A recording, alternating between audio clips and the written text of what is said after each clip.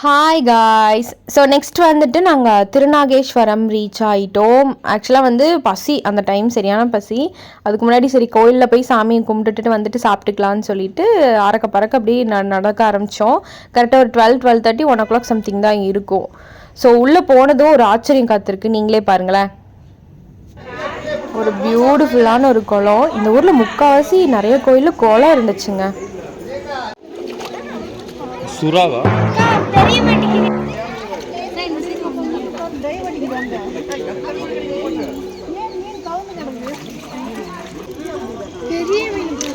கஸ்தூரி மூஞ்சி காட்டு.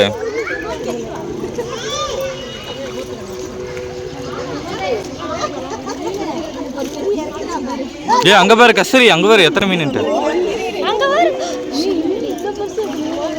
கோயில் வந்து நட சாத்திடுவாங்கன்னு சொல்லிட்டாங்க, அதனால சீக்கிரமாக நாங்கள் பஸ்க்கே வந்துட்டோம்.